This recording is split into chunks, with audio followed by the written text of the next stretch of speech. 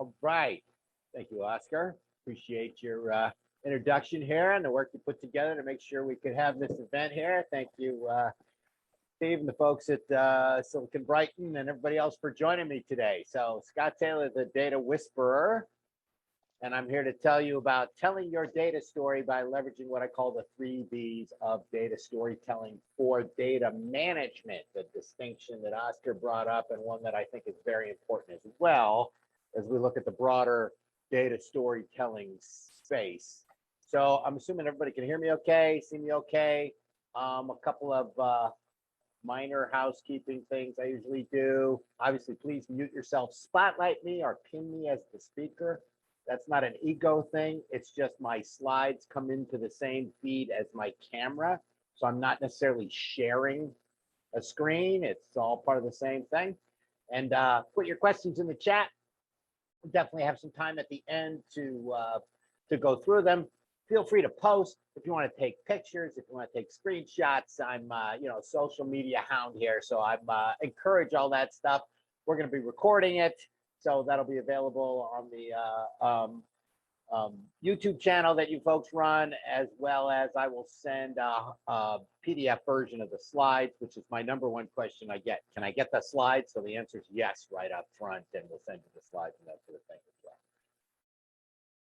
Every enterprise has a data story to tell, and it's about why managing data is of strategic importance to your organization.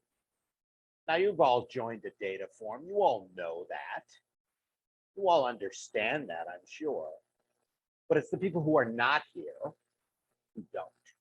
It's your business leaders, it's your executive stakeholders, it's your C-level management back at whatever organization that you're working at that may not necessarily truly grasp the importance of data management to literally everything else they do in technology. So, quick poll here. We don't have any way to answer it, but just, show of hands or whatever. Do you have any trouble in your data management program getting funding, getting support, getting ongoing engagement? All of the above, I'm sure. If you're anything like any of the other groups I've spoken to about this, I'm probably seeing a lot of, head nods. Yes, yes, yes, we have that trouble. I'm going to get into a little bit why I think that trouble's there, but I'm going to focus mostly on why data management is important. I'm not going to talk about the how today. I'm going to talk about the why. And I don't know an executive leader who cares about how we do things in data management until they understand and fully grasp that why part. So I put a whole book together, as Oscar mentioned, and they're going to give away 4 copies. My publisher's going to add 1 more in there. So if you want to pick a 5th name for an e-copy, happy to add that, sweeten the pot. And I appreciate your support of the book. It's been doing well. It's out almost a year now. One of my favorite quotes in Amazon, a must read for anybody who needs funding in data management. So that's the whole purpose of my work. And what I do is to help people get that funding, tell that story, to capture the hearts and minds of their executive leadership out there. We should all learn and use this approach in our data management efforts. I didn't say that. A wonderful reader did. And the book has been pretty successful so far through a really bizarre kind of Amazon coding and ontology approach, I guess, taxonomy classification approach. I am the #1 data book in performing arts. Now, let me explain that. So Amazon puts your book in a number of categories, and for some reason they put mine in performing arts. Maybe it's because I'm literally on stage on the cover there, but I've ranked as high as number 46 in performing arts. There I am, right between an improv book and Suzuki violin playing. I looked at all the other books in performing arts. I'm the only data book in performing arts, which makes me the #1 data book. So you can make analytics do whatever you want to. But in all seriousness, my philosophy about the data space, my philosophy is really summed up in this one statement. You must determine the truth before you derive meaning when it comes to data. Determining the truth, that's data management. Deriving meaning, that's business intelligence. It has to go in that order. Obviously, I'm on the truth team, hence the meeting of my truth hat here. But everywhere we go, when we hear complaints or concerns or stress about the business intelligence side, a lot of times it's because the data going into it isn't up to snuff. Now, I don't mean anything personal here, all right? So some people push back on me a little bit and say, well, what is the truth? What's the meaning in life? This is not about your own personal development journey. This is about business. This is about commercial. As data managers, you can steward the truth in your organization. You can determine the truth. You can handle the truth.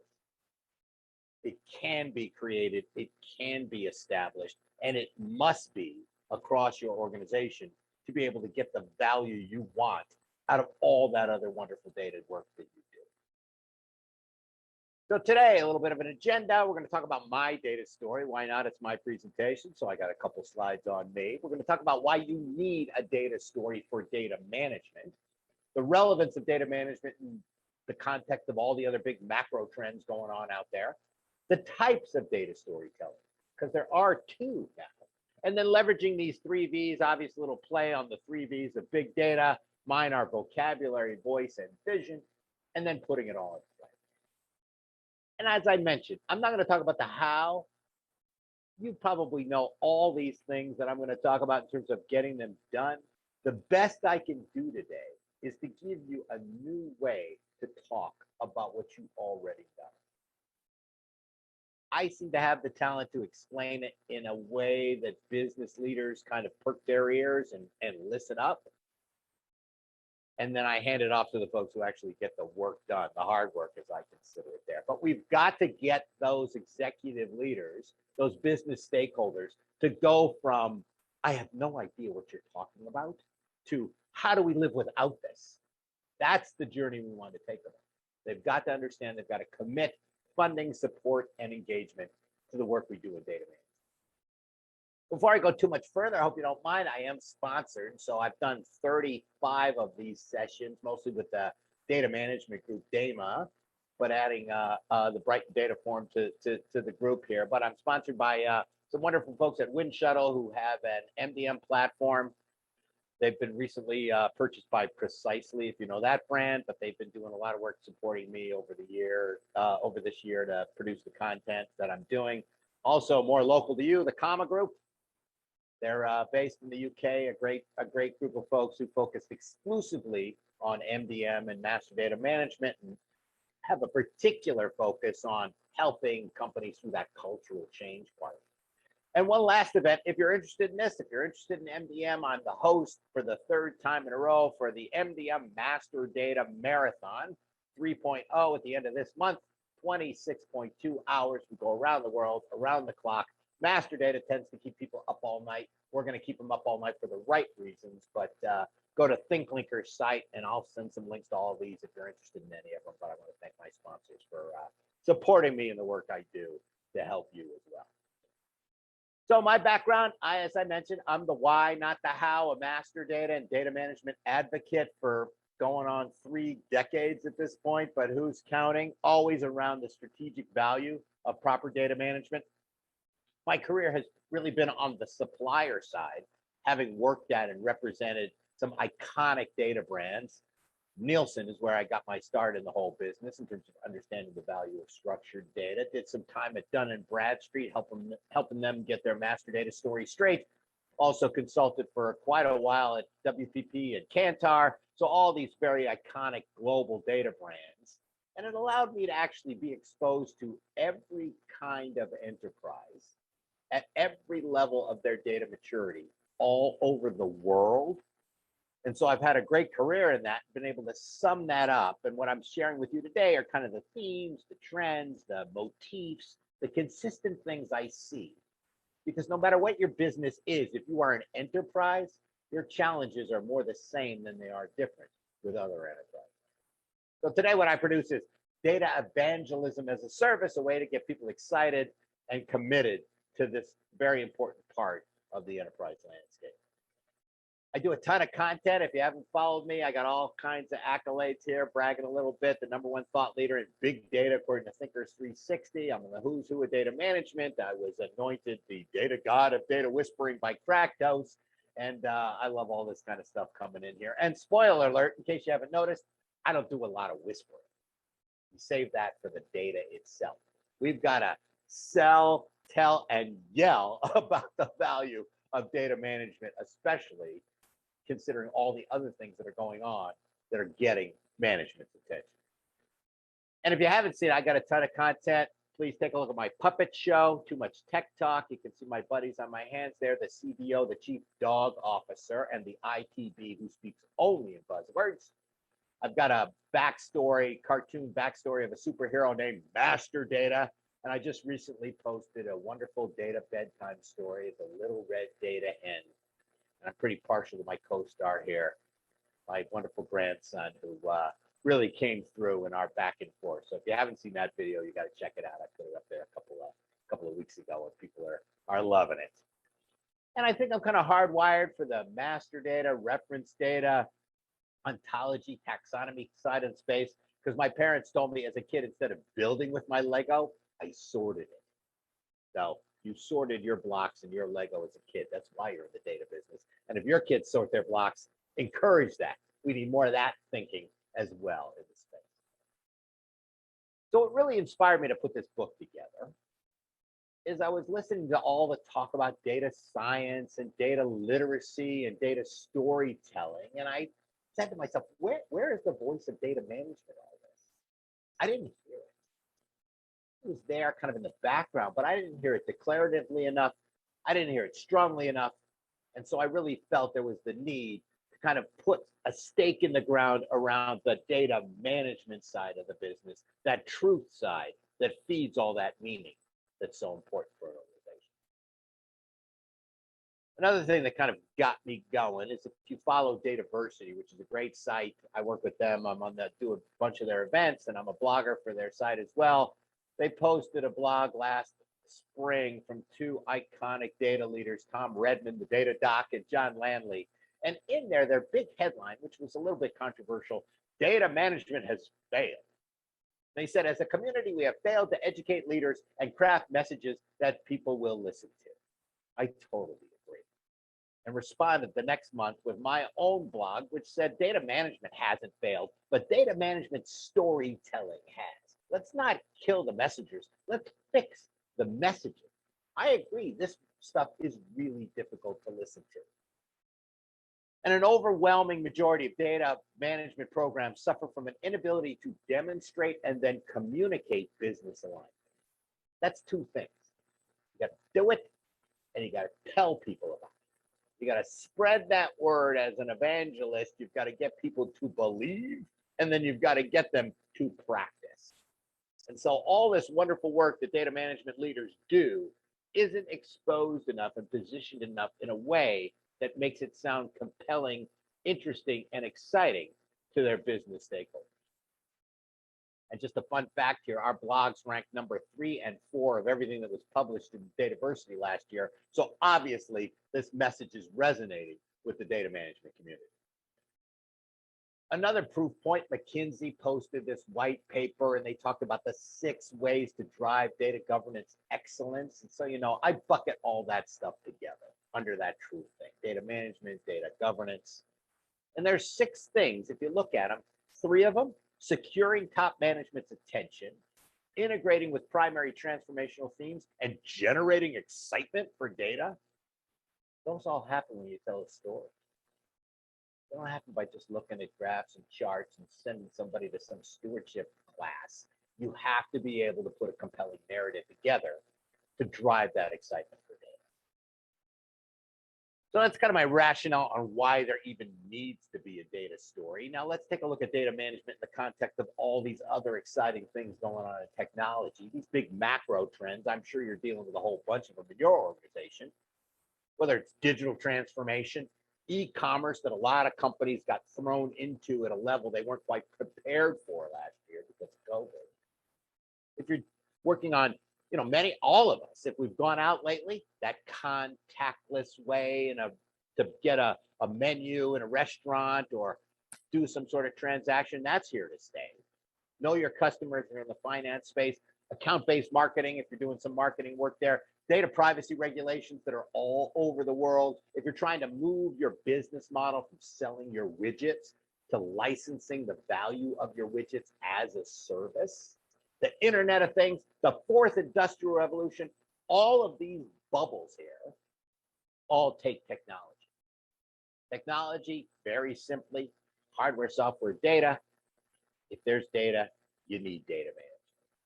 And so I submit to you that data management is macro trend agnostic. No matter what these bubbles were 5 years ago, no matter what we're filling them with today, no matter what the next thing is going to come up in the next 5 or 10 years, if it has to do with technology, it's going to need data management.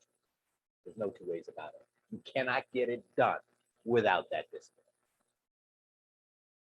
So the truth about data management is the value of every digitally transformative customer-facing initiative, every as-a-service offering, every foray into e-commerce, every enterprise software implementation is inextricably linked to the successful output of your data management efforts.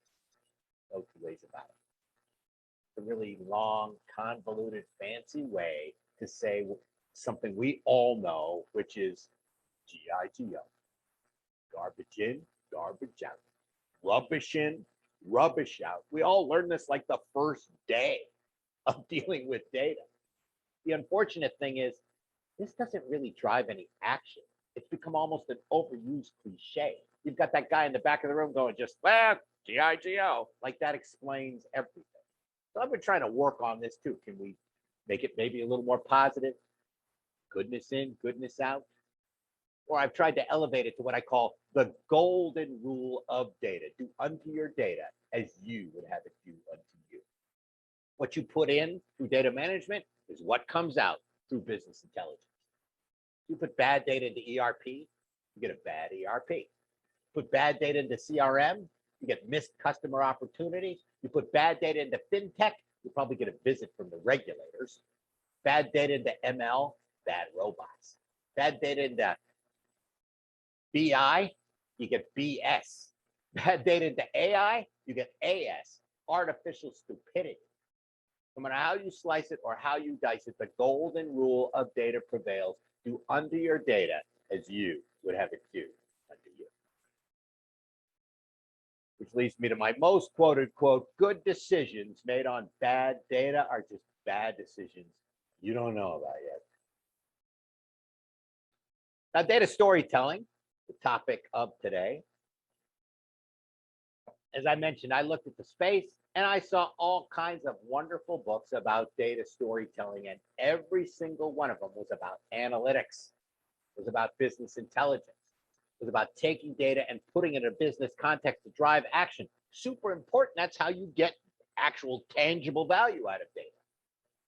But as usual, I was listening and went, where's the data management discussion? And so I felt the need to write that one book. So now there's two types of data storytelling as far as I'm concerned, one for business intelligence and one for data management. And in that BI conversation, that's where you derive meaning through all those types of disciplines and activities: data literacy, data science, machine learning, artificial intelligence, visualization, all important disciplines. But then under data management, that's where I put determining the truth. Data governance, data quality, master data, reference data, MDM, RDM, PIM, DAM, all those foundational activities that create, steward, and manage that core content that needs to flow across an entire enterprise. So just reminding everybody here, two types of data storytelling.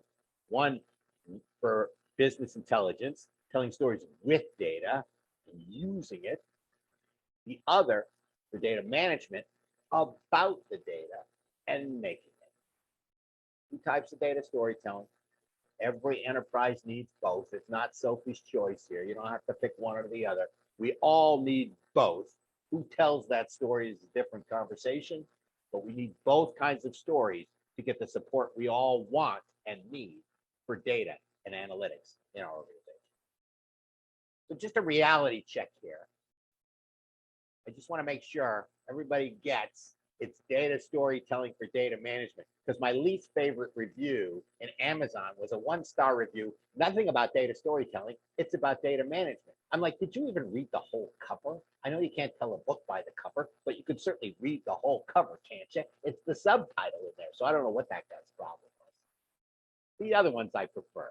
Truly entertaining, data management made sexy. I love this book. You can read it for yourself. But all of these things, they at least read the entire cover. And speaking of reading the entire cover, I want to remind people, my book is 99% buzzword free. That's a guarantee. I can guarantee. Now, how do you start a data story for data management? A couple of false starts I want to take you through. I don't want to belabor them, but everything I'm talking about is in the book on an extended basis. The first one is, and this might be a little heretical for some of you, we need better data quality. Who cares? Data quality is an emotional, subjective term. Everybody has a definition of data quality. Everybody has an opinion. And I don't know a single business leader who will put improving my data quality as a top initiative in their organization, no matter how important we think it is.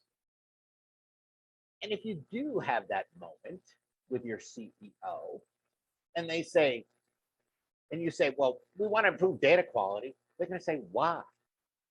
That's your answer. That's what you start with. Why do you need better data quality? Well, we're implementing this new CRM system. Well, we're moving to an as-a-service offering. Well, we're doing blah, blah, blah in digital transformation. Whatever those business initiatives are, that's what you want to hook it into right away. And that means we need better integrity in our data, however you want to describe it. But don't think that just saying we need better data quality is going to get anybody excited. The second one I don't like is just using this overused cliche lately that data's the new oil. Is data the new oil? It's neither. First of all, it's not new. And second of all, is it oil?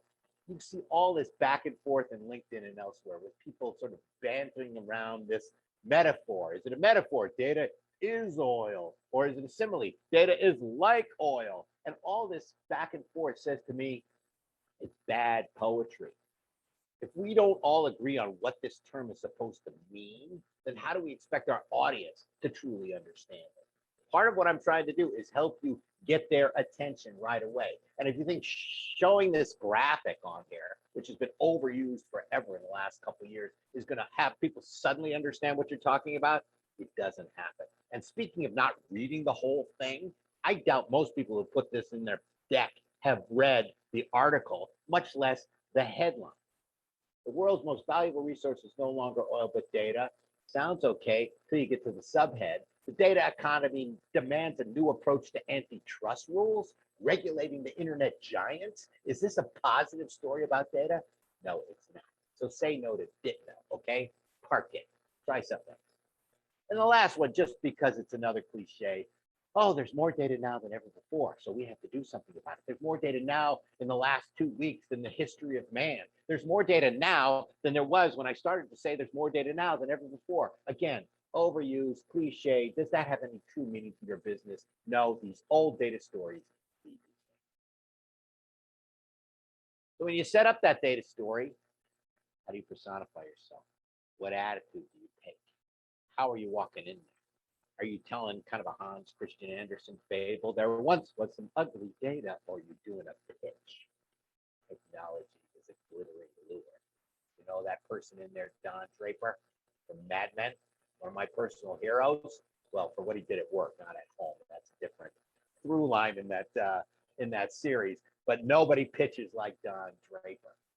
And the story you are telling about data management to your executive leadership, it is a pitch. You need to drive action. You need to get a commitment. You need to have people understand the benefits of what you have to offer. A pitch takes a very specific structure, which I outline in the book. But any of you with sales background, that's what you're doing. You're selling this thing. And so you've got to take that pitch approach rather than some long meandering fable or epic or horror story. It's a pitch. Other ways people start it. Do you start it with kind of the terminology we use in the space? It's a cartoon from the book here. You walk into your CEO's office with an MDM program. And you say, we need a golden record. And they go, well, that sounds expensive. Again, we know what these terms mean, but do our audience really know what they mean? You want to spend time explaining the terminology, or do you want to get to the point in language that they understand? Some people like to reinforce their point with the great analysts data that they put out there. I can't help showing this one because I love picking on Gartner a little bit. They had this very enlightening study that came out. Organizations measuring the value of master data, 90% said, no, we do not measure it, and 10% said other. Assuming yes is in other, unless it's yes, we do not measure it. Yes. Or do you start with this? Beautiful. Look at that enterprise data model. Spectacular. It all works. You want to get kicked out of the office? Start with this. This is 100% how. I'm not saying you don't need to do the how. I'm just saying that's not how you capture the attention. Your team, data engineers, may just be totally proud of this, and they should be, but your CEO is going to go cross-eyed when you put this in front of them. So the way you start your data story is you start with the essence of your business, the purpose of your enterprise, why your company does what it does. And from my perspective, with all the experience I've had talking to all those different kinds of companies at every level of maturity all over the world in every category, I've found to kind of distill down the essence of every business to this statement. They want to provide value to their relationships through their brands at scale. Isn't that what you want to do? Provide value to your relationships through your brands at scale. That's where our opportunity comes in. Scale means technology, hardware, software, data. You have data, then you need data management. You can't do things at scale unless you use technology. Value comes in three ways.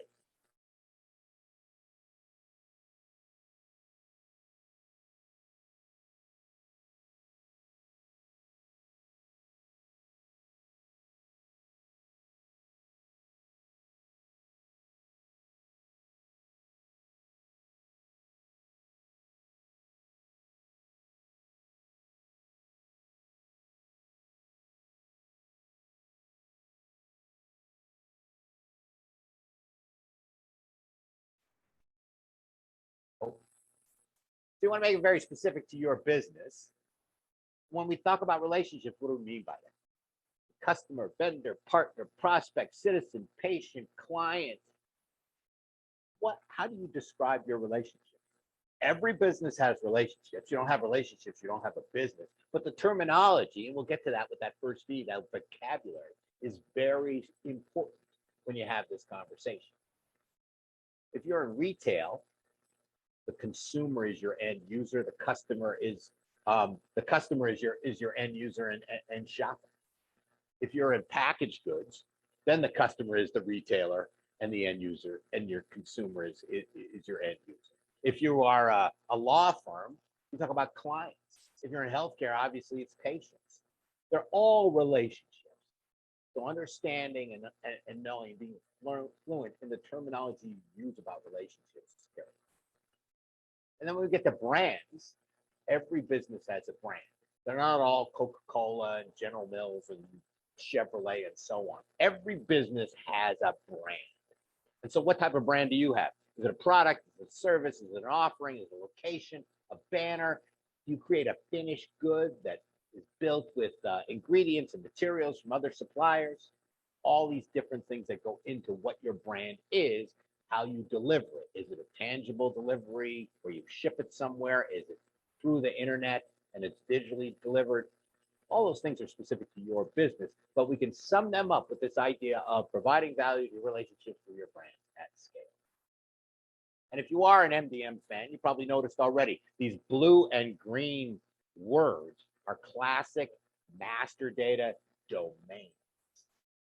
So how's the data you've got on your relationships in your brand? Trouble? Is it a mess? Can it back up your executive leaders' objectives of how they want to provide value to their relationships for their brands at scale? Probably not. So very quickly, we want to connect the objectives of the business to the data you need to fulfill those objectives at a very basic foundational level. So talking about these 3 B's now. Vocabulary, you want to establish an accessible vocabulary, you want to harmonize to a common voice, and you want to illuminate a business vision. So this first one, this accessible vocabulary. The words you use are important. They're critical. You've got to start there. I've already picked on some things, but you want to avoid this legacy lexicon that most people use in the data management space. That sounds very clerical, back office, and frankly, with all respect to my own peers, boring. Quality, I already picked on. Cleansing, freshness, hygiene. You want a clear room of business stakeholders? Tell them you're about to embark on a data hygiene program. They're going to go running for the door. One note about quality. It's important. It just doesn't make a good pitch. It's just not a word that people grab onto. So you do want data quality. It's just got to nuance how you position. So think about stronger, more strategic, more action-oriented, more relevant words. Like we need to create a common structure for our customer relationships. We need hierarchy, we need taxonomy, we need geography, we need those foundational structural elements. We want to set a standard for our organization. People understand standards. They understand that standards work in their personal life, in their professional life. Every vertical, every sector has a set of standards, and those enable interoperability. We want to do that for our own organization. We have to, because across all our silos, we can't pull this stuff together. So think about the enterprise terminology you use for your relationships, for your hierarchies, for your segmentations, for your geographies. I've got a video about this I call the 4 C's of master data: code, company, category, country. You need a unique identifier, you need a company or some form of hierarchy, you need a category or some kind of taxonomy. And just because they all start with C, you need a country or some form of geography. That allows you to know where something is, what it is, who owns it, and that it's unique. Imagine all the data problems that go away if you got that on your file. So just again, another simple way to talk about standardizing the structure. And then leverage your own industry vertical nomenclature. Again, your industry, your vertical, your sector has terminology that the people who work in that space understand. And that's the kind of terminology you want to lean towards. So vocabulary tip here, start with your own business glossary. If you've done that hard work to get your stakeholders in the room to define what is a customer, what is a product, what is a geography, you want to leverage that as well. You don't have to get that deep. They just have to understand these high-level concepts and realize how important they are. Even something as simple as that code, company, category, country. You've got duplicates, you've got roll-ups that don't work. Think about how much reporting you do, analytics, data integration off of those dimensions. How many things do we have? Who owns them? What are they? Where are they? A lot of basic business questions are answered by just having that standard structure in your data. Then you want to harmonize to a common voice. Harmony doesn't mean everybody sings the same notes, but it does mean they sound great together. So as you put this story together, you want to avoid all these in-depth technical explanations. Again, that data model. You want to avoid those cliche false starts, data's the new oil, and whoa, and data quality and so on, the ones I picked on probably enough already for one day. You want a consistent tone and tenor. Does your entire team talk about it the same way? When you're not in the room? Can you explain it the same way twice? If you got 5 minutes with your CEO, what do you say? Are you ready for that conversation? You better be ready for that conversation. If I'm making you uncomfortable, good. That's my job here today. I'd rather you be uncomfortable about the idea that you haven't prepared yet than being uncomfortable in front of your CEO, waking up in a nightmare scenario where you don't have the answers to things like why it's important. You do have to practice it. And if you're a leader and you have those personal aspirations, communication, those soft skills are critical to your advancement. There's plenty of documentation and support and validation of that notion. As you move along, maybe you want to create some internal communication vehicles. I work with enterprises, and this is part of what I do, to help them put together that monthly newsletter, identifying a data hero of the month, let's say, in sales. Believe me, salespeople would rather listen to other salespeople than somebody from the data organization. Same with finance, operations, and so on. You want to collect all those data heroes, know who your evangelism partners are in your company. You may have to put together an entire internal marketing program. And there are some large organizations who do that successfully, who have gone from MDM is just this boring thing in the background that's been around forever to we know we need this because they have marketed it internally. It takes that kind of effort to drive that kind of activity and engagement. And if you're thinking about how to do it, thinking about imagery, thinking about a campaign, just use your own brand positioning and category. You don't have to start with a blank screen or a blank sheet of paper. You want to be creative, but you don't have to go that far. I mean, if you're a healthcare organization, data is the lifeblood of our organization. A healthy business runs on healthy data. I heard the CEO of a water utility just simply talk about how data is like water. We have to make sure it's pure and filtered and clean and delivered properly. Logistics company that I work with, they started to use the analogy of everybody in their organization knows what the company does. They move things from here to there. Same thing with data. We've got to move it from here to there, make sure we know where everything is. We know what's on time. They've got a whole set of imagery that really leverages their own business in their own category. I saw somebody speak once from the Department of Defense in the US. He said, data is the payload of our business. Not everybody can use that, but it worked for him. When I did hear, it didn't really work. Talking to this data leader at a tobacco company, he was sort of using this analogy about data's like air. You've got to have clean air to fill your lungs. It's like, yo, man, this is, that's that doesn't work. All right, try something else for your category. But in all seriousness, don't think you have to start from zero. Look at your own company's slogan. Replace a couple, see if data fits in there instead of some other word. People will recognize it. They'll already be predisposed to trying to understand what you're talking about. The purpose of all of this and all this imagery is to shortcut the time to understanding what you're saying. You have to explain it too much. My voice tip here, seek out other storytellers in your organization.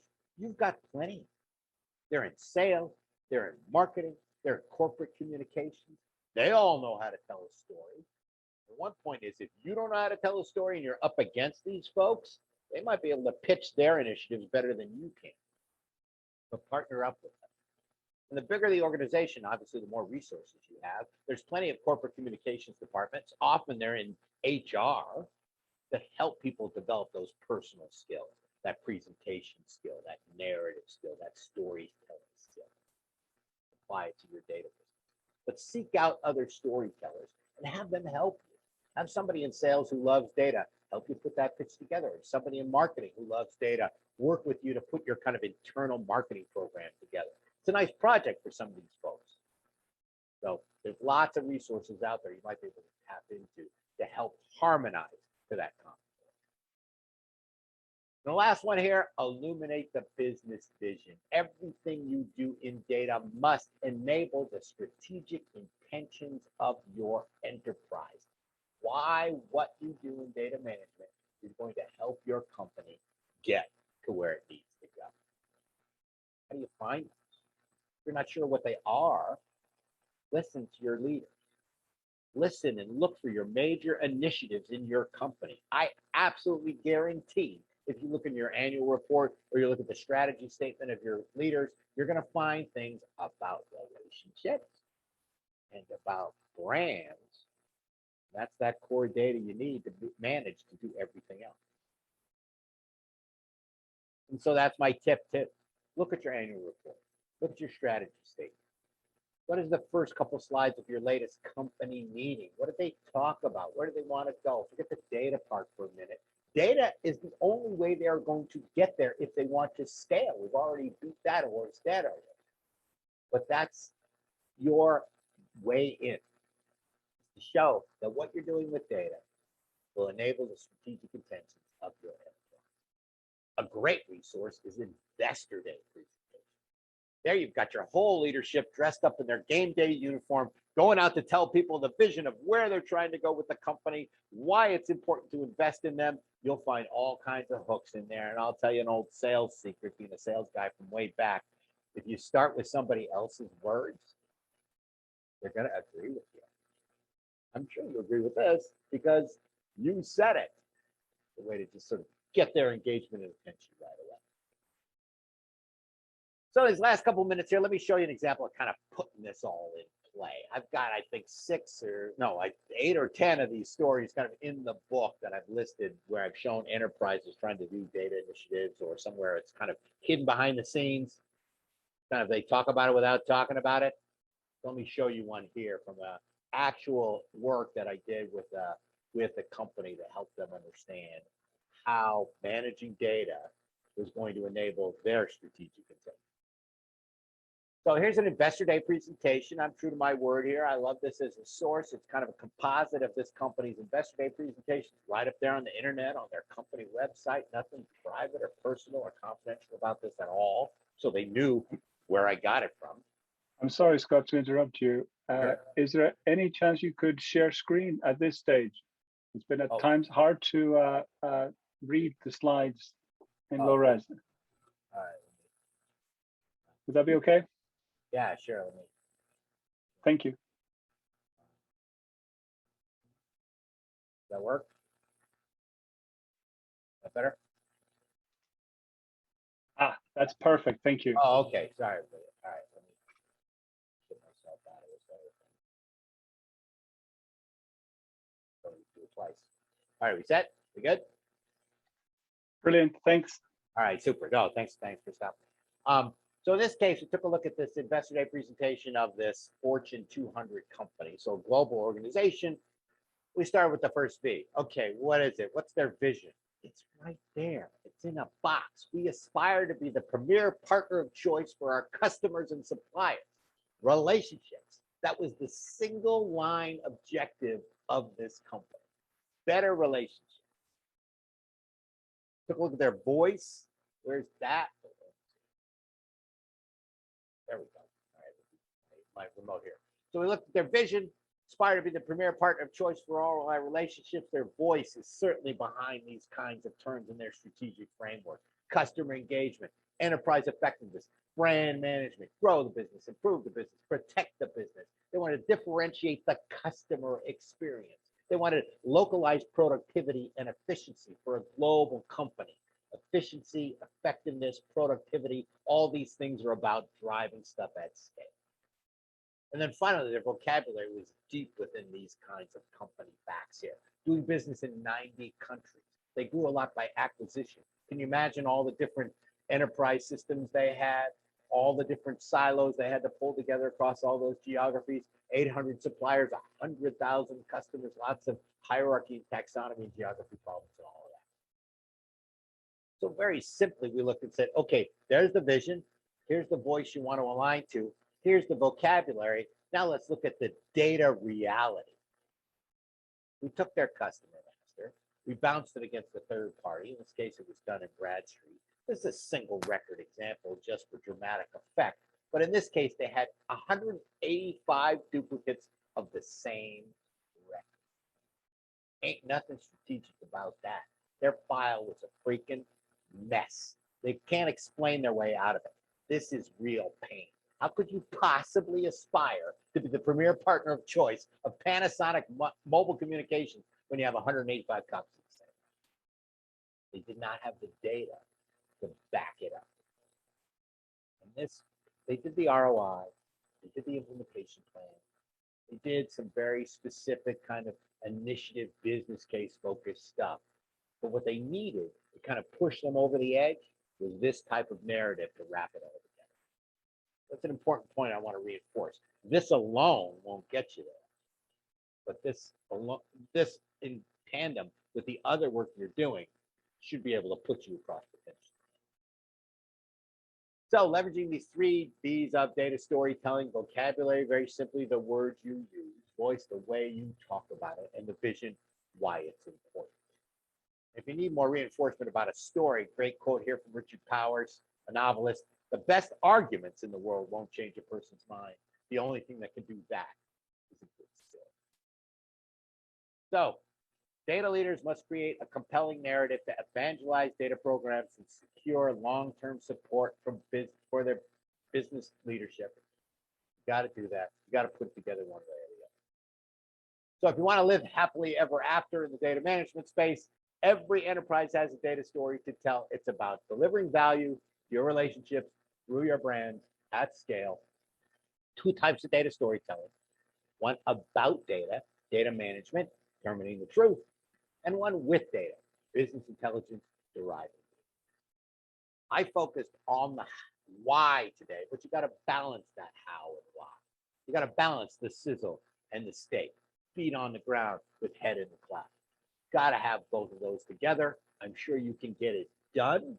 You just have to be able to position why it's so important. Avoid those false starts. Data quality we beat up today. Didn't know. So much data. Leverage those 3 B's, vocabulary, voice, and vision. And an effective narrative actually captures the hearts and minds of your business and will help unify and motivate your team. I had more than my share of time when I was working at Dun & Bradstreet, especially coming in and talking to data teams to help them understand the value of that stewardship activity, of that governance activity, of trying to build that business process. The data leaders knew it, but obviously I can come in there, kind of get them excited about the emotional side. The last page of my book, I'm not giving away the ending here. It's not a suspense novel. Hardware comes and goes. Software comes and goes. Data remains. Replace your hardware. Got new systems all the time. You only really have one data. So treat it well, protect it.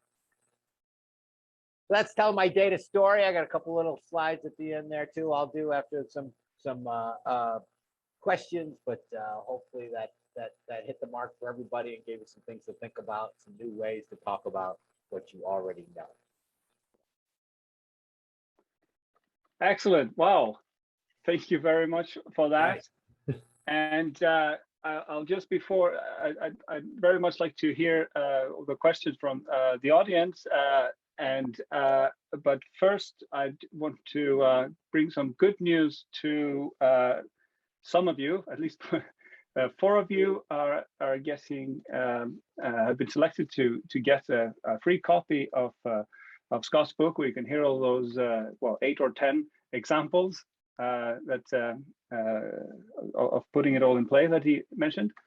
And Kirsty has now dropped the names in the chat. And the winners are Helen Cullis, Gemma Joyce, Andrew Harrison, Rob Green. And in addition, Scott has offered an ebook for one more attendee. And the winner of the ebook is Charlie Palmer. Hi, Charlie. And everybody, hope you enjoy the book. Thank you. And so those of you who I've named, to receive your copy, you need to send your postal address for the physical book or email address to kirsty@siliconbrighton.com. And and those will be shipped promptly. All right.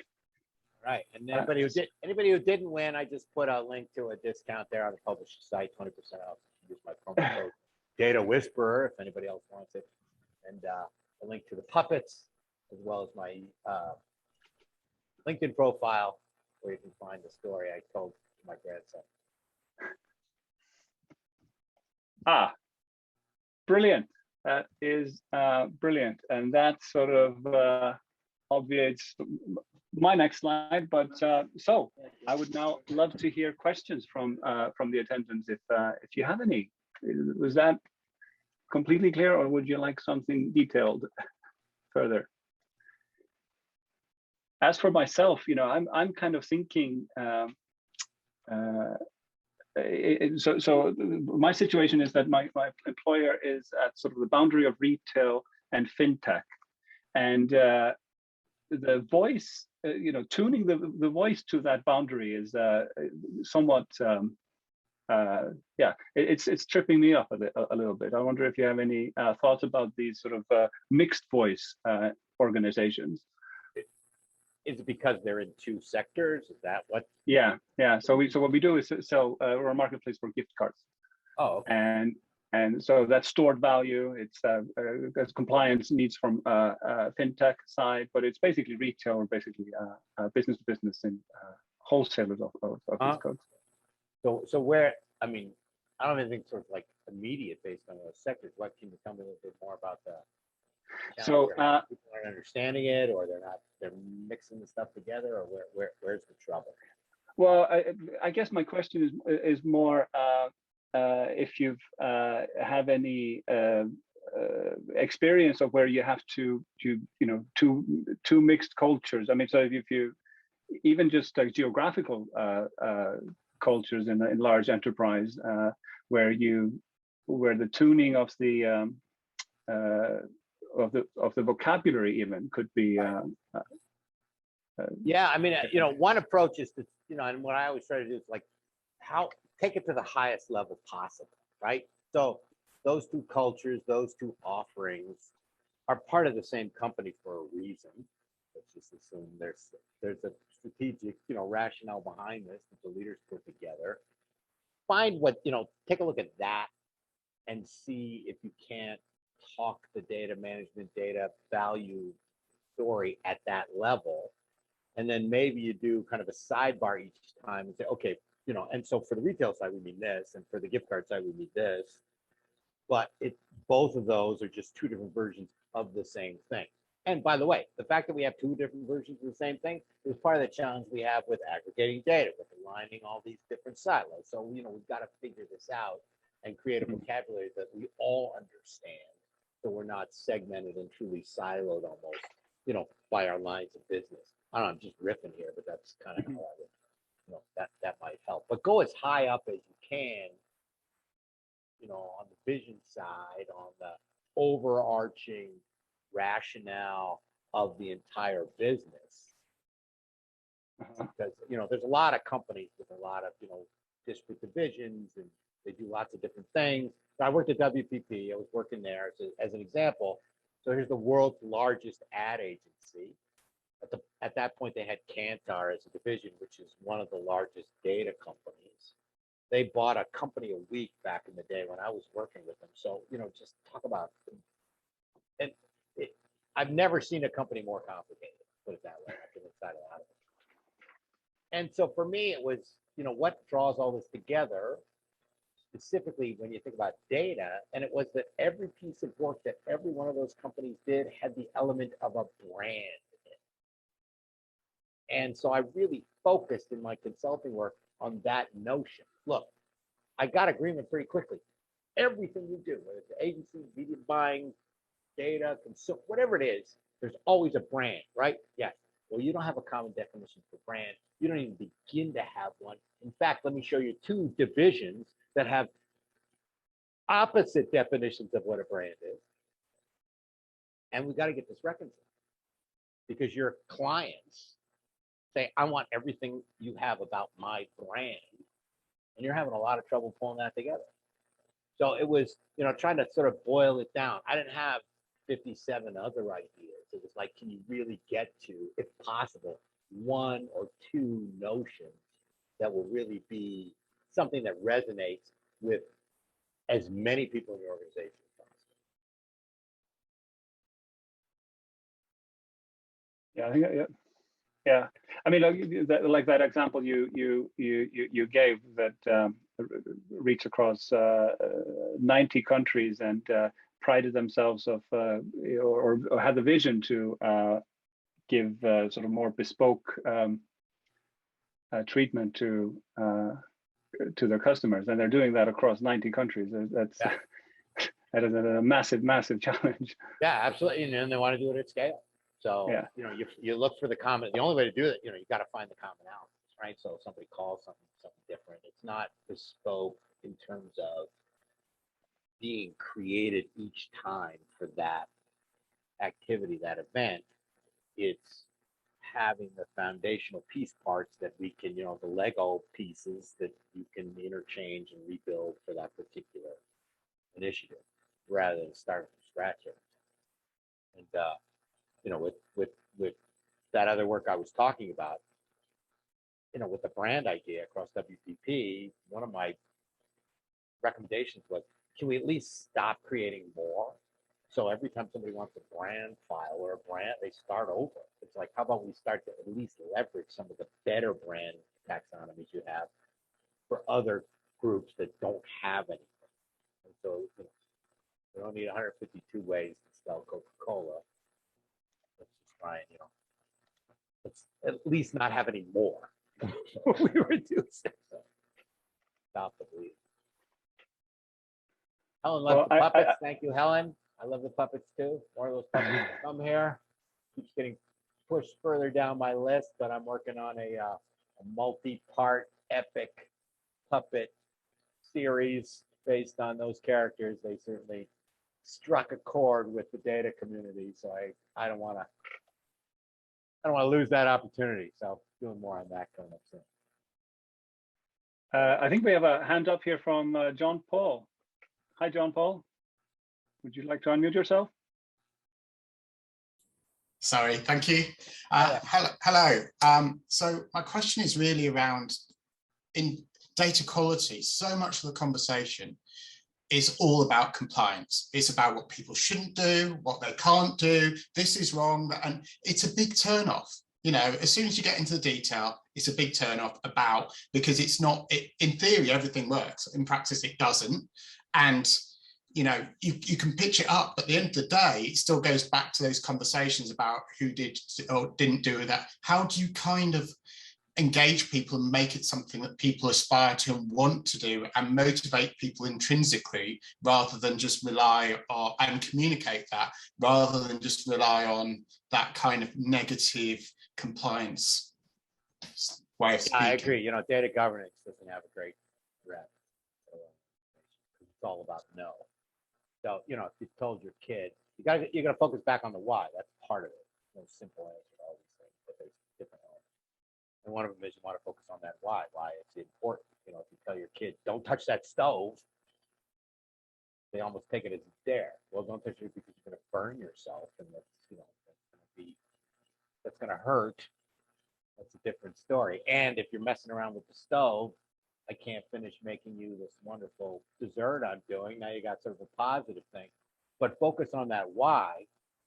And what I've found, and especially when it's compliance, a lot of the why is we want to stay out of jail. We don't want to be fined. We don't want the distraction in our organization of having to deal with data that wasn't well governed.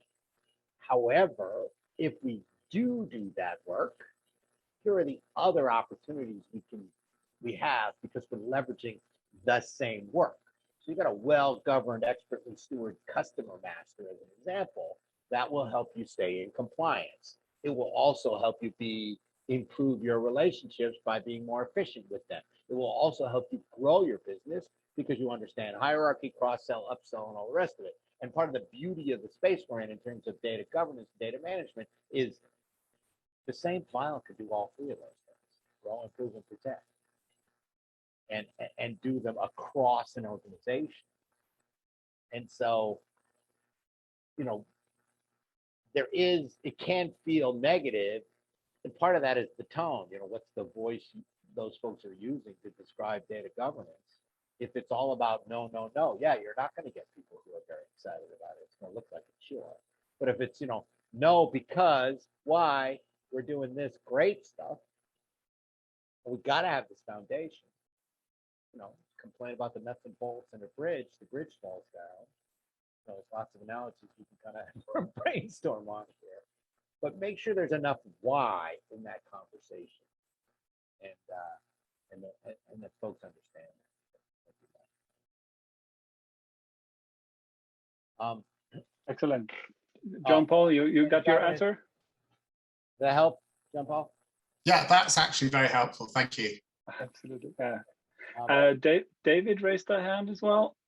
Yes, I did. I like this. I've been working in industry for about 3 years, and people sometimes think what they lack is technical skills, and it's very clear to me what people lack is data management in the company and a clear vision. From my perspective, I need to learn to be better. The way I'm thinking of what you told me is it's a way of buying the time to manage your data properly. Maybe buying that time before you even answer some questions, because my feeling is that when you're dealing with business people, sometimes they have an idea of what they want and they feed it out to the technical people. And then your experience is, hang on, this data's a mess. I don't know what's going on. And it's quite difficult for you as the technical person to buy the time to process the data properly in the first place, to be able to answer the questions. And this happens everywhere in the company, and everybody has this problem. So the way I'm thinking of it is it's finding a way to sell your story so you can buy the time to do it properly. Would you sort of agree with that sort of perspective? Yes, absolutely. Yeah, this is based on the situation you talked about, because you're spending the time anyway, right? So it's that I don't have time to sharpen my saw because I'm too busy cutting, whatever parable we want to use. But it's kind of a classic situation, and part of a way to get around that is to collect all those little anecdotes. We did this and it was wrong. We had to go back again. We had to keep going back again. We keep doing it again. We've got to get this stuff fixed systematically and repeatedly. It's a systemic problem we have in the organization because we're always getting the wrong answers. And people are upset and they're not making the right business decisions and they're losing opportunities and all the rest of it. So you got to get that data house in order. And there's really no, in all my experience, I haven't found a way around that. People rush off to the really cool, sexy stuff that, they can see, right? You can see kind of the output of data science. You can see analytics. You can't see the problem in data management that clearly. Sometimes you can feel it, but you can't always see it. So you've got to be able to kind of rub their nose in it. That 185 copies of the same record. I've got something in the book where I show, and everybody's got an example of this. The 275 ways an organization spelled a retailer banner name. And it's just like, well, this is the definition of garbage in. How can I get around this? We don't know what we're doing with this customer unless we get this data right. So it's going to take some commitment, right? Search before you create. How about that as a, earth-shaking concept? Drop-down menus, doing that kind of stuff of data governance, data management that sometimes feels restrictive, but that's why trying to sugarcoat it with, we're setting a standard here. We're making sure things work together. We don't want to redo all this stuff. One rant I go on constantly is about how all these data scientists practically brag about how they spend 80% of their time munging and wrangling. It's like, why?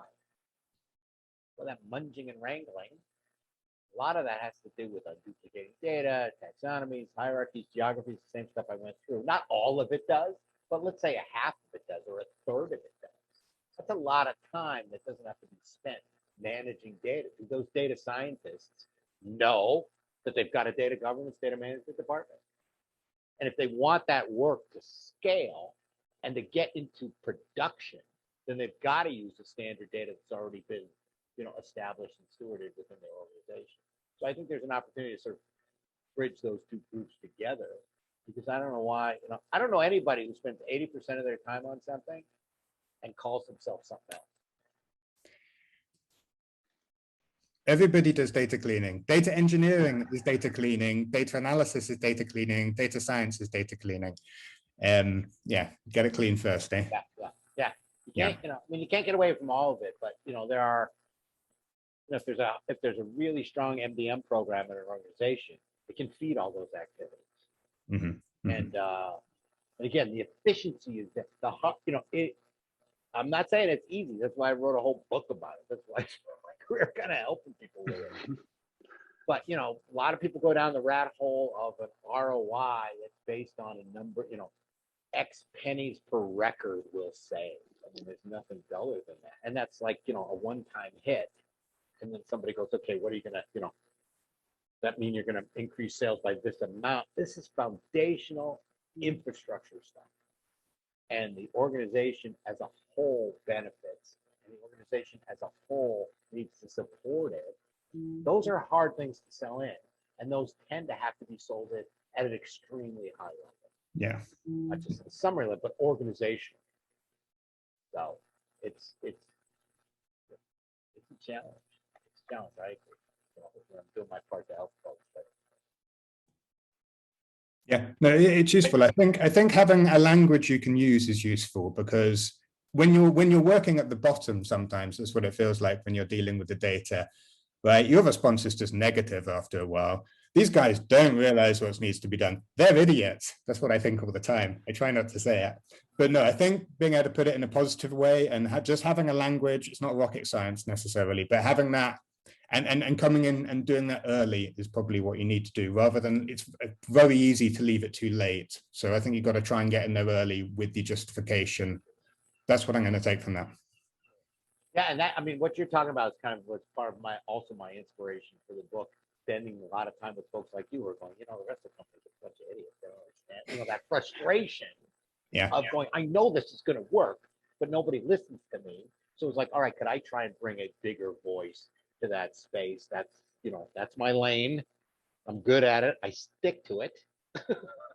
But I try and reinforce that for everyone and try and bring some of those techniques to people who know how to get it done, but have trouble explaining why it's so important to get the agreement to do the great work you folks are doing. Thanks for that, David. And we also have a question in the chat box. Helen asks, she apologizes, she can't go off mute. She works in data governance, and as you say, it can get a bad rap. What would you name data governance instead, if you could get rid of that negative sentiment? Yeah, I call it data management too. I think that's sort of a higher level name. There's all this. I don't think it needs a new name. I think part of what the entire data and analytics space suffers from is this constant desire to put new names on stuff that already exists, to make it sound like it's a new thing. And then people who have experience going, like, that's just another name for something else, and then you just get bogged down in the terminology. And so I think the disciplines are well-founded and well-supported. It's just I don't think we're positioning it as positively and as strategically as we could. And there's a lot of debate, what's big, what's data governance part of data management part of data governance. That's why I kind of lump everything together at kind of the phylum level, truth, meaning, data management, which is all that stuff, business intelligence, which is all that other stuff in terms of Germany meaning. But I don't think our problem is a new name. I think our problem is kind of a new approach to have people understand that. And so management feels a little better than governance necessarily, but at the high level, what would you call it for your CEO? That's always an exercise. So you got a chance to go in front of your board. Would you come up with a brand new thing that sounds like a brand new thing? Or would you say, look, there's some fundamentals we got to deal with. We manage finance, we manage sales, we manage marketing, we got to manage data. So hopefully that helps. Yeah, I've seen that before, Andrew. Yeah, 80% of the data science time is lunging and wrangling, and the other 20% is complaining about it. Yeah, I don't want to steal that line from the person I heard it. Yeah. There's something about eggs here. Let me see. If the organization gets what they want without infrastructure and inconvenience of getting things right, they have no incentive to improve the chicken because they're already getting the eggs. Okay, I'd like to see where that's happening. It feels like luck. It doesn't feel sustainable. They're able to get that value without doing that work. It's going to break something. So, I like that. I like that imagery.